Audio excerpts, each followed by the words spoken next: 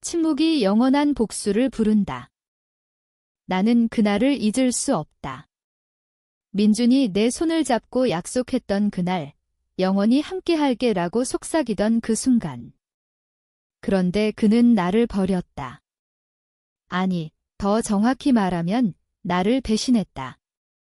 그의 눈에서 사랑이 사라진 순간 나는 이미 죽은 목숨이나 다름없었다. 그는 말했다. 미안해. 하지만 이게 현실이야. 내가 이해해줄 거라 믿어디 해?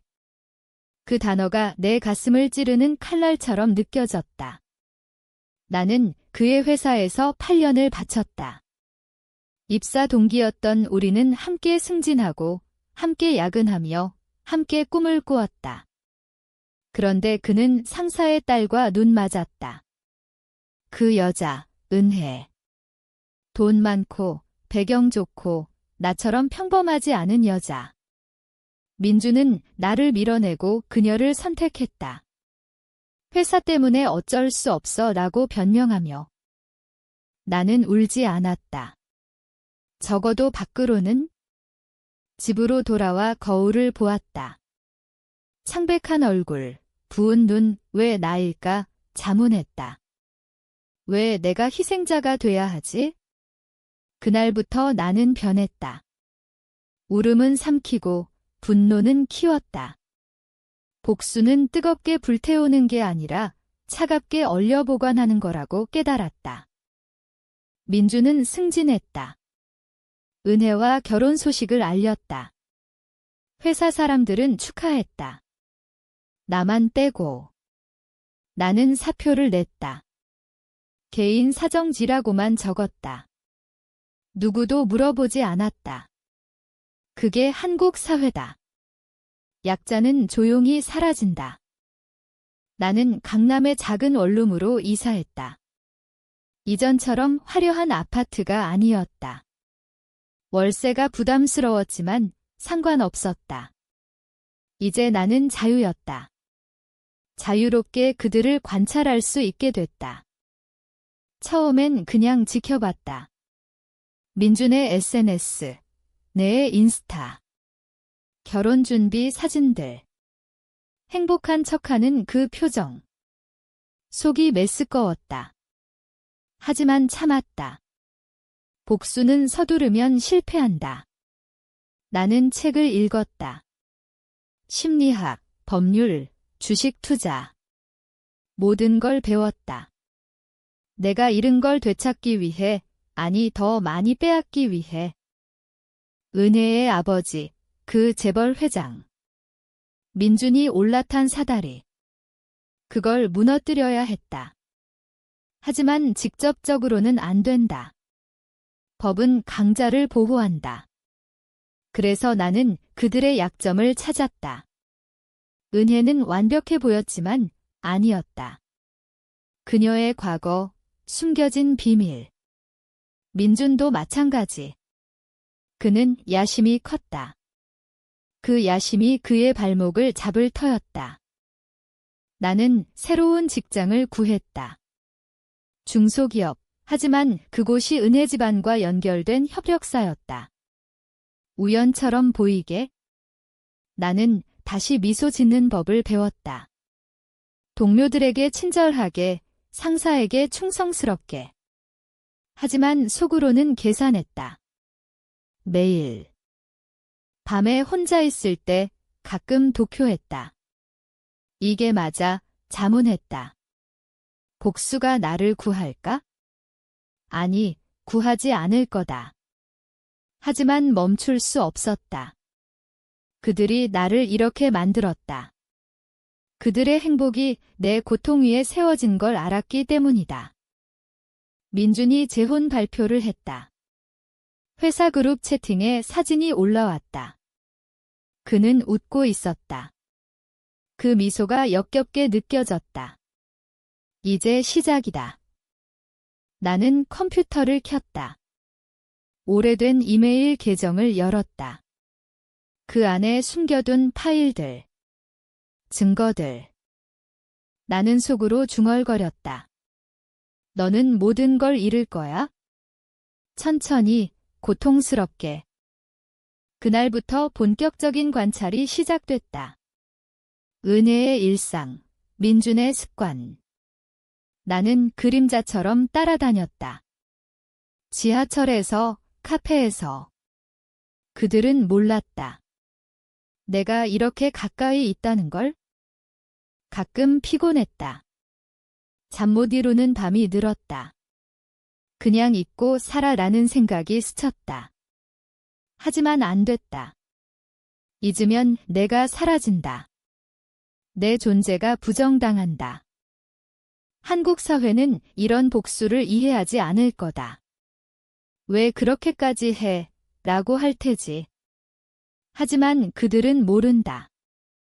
배신당한 자의 고통을. 특히 평범한 여자가 강자들에게 짓밟힌 그 느낌을. 나는 기다렸다. 기회가 올 때까지.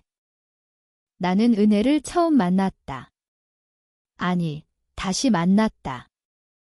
회사 협력사 미팅에서. 그녀는 여전히 아름다웠다. 명품 옷, 완벽한 메이크업. 나를 보더니 살짝 인상 썼다. 아, 당신이었죠? 라고. 기억하는 척하면서. 나는 미소 지었다. 오랜만이에요. 선배님이. 그녀는 민준의 아내. 이제는? 나는 낮은 직급으로 불렸다. 미팅 후 그녀가 나를 불렀다. 커피 한 잔 어때요? 왜? 호기심 때문일 거다. 민준의 전 여자친구가 어떻게 사는지. 카페에서 그녀는 직설적이었다. 민준이가 미안해 하더라고요. 하지만 지나간 일이잖아요. 미안. 웃음이 나왔다. 속으로. 나는 고개 끄덕였다. 네, 괜찮아요. 축하드려요. 그녀의 눈이 반짝였다. 승리감. 그날부터 나는 그녀 가까이 다가갔다. 동료처럼, 친구처럼. 그녀는 나를 이용했다. 민준의 과거를 캐묻기 위해. 나는 알려줬다. 일부러. 민준의 약점, 그의 옛 실수들. 민준은 불안해했다. 나를 피했다. 회사에서 마주치면 눈길 피함. 좋았다. 그 불안이 시작이다. 나는 투자 공부를 계속했다. 은혜 집안 회사 주식. 내부 정보 조금씩 모았다. 법 테두리 안에서. 가끔 후회했다. 밤에. 이게 나를 행복하게 할까? 아니, 행복은 이미 잃었다. 이건 생존이다. 내 자존심을 지키는. 은혜가 나를 믿기 시작했다. 당신처럼 똑똑한 여자가 왜 민준이랑 일하고. 나는 웃었다. 운이 없었죠. 나는 그녀의 비밀을 알게 됐다. 과거 불륜, 아버지 회사 비자금. 조심스럽게 파헤쳤다. 해커 친구 도움으로. 돈은 들었지만 같이 있었다. 민준의 재혼 파티가 다가왔다. 초대받지 않았다. 당연하지. 하지만 나는 갈 거다. 변장해서, 아니면 다른 방법으로. 나는 준비했다. 첫 번째 움직임. 은혜에게 익명 편지. 그녀의 과거 사진. 그녀가 흔들릴 거다. 민준을 의심할 테지. 나는 거울을 봤다. 눈이 차가워졌다. 이전의 나는 사라졌다. 이제 복수의 도구만 남았다. 도쿄할 때마다 옛 민준을 떠올렸다. 착했던 하지만 그건 착각이었다. 그는 항상 야심가였다. 나를 발판으로 썼을 뿐. 한국에서 이런 복수는 위험하다. 법이, 사회가 강자를 지킨다. 그래서 더 조심해야 했다. 한 번 실수하면 끝. 하지만 나는 포기 안 한다. 그들이 내 삶을 망쳤듯이. 편지가 도착한 후 은혜가 변했다. 나를 자주 불렀다. 누가 보내는 걸까? 라고 떨며. 나는 위로했다. 민준 씨가 아닐까요? 일부러. 그 씨앗이 싹 텄다. 은혜가 민준을 의심했다. 싸움 시작. 회사에서 민준의 실수 늘었다. 집중 안 돼서. 나는 주식 매매 시작했다. 작은 금액으로 회사 약점 이용. 은혜 아버지 회사 문제 있었다. 세금 회피. 나는 제보 준비했다. 익명으로. 가끔 지쳤다. 친구 없고 가족과도 멀어졌다. 왜 그렇게 살아? 라고 어머니가? 대답 안 했다. 이해 못할 테니. 민준이 나를 찾아왔다. 그만해 라고.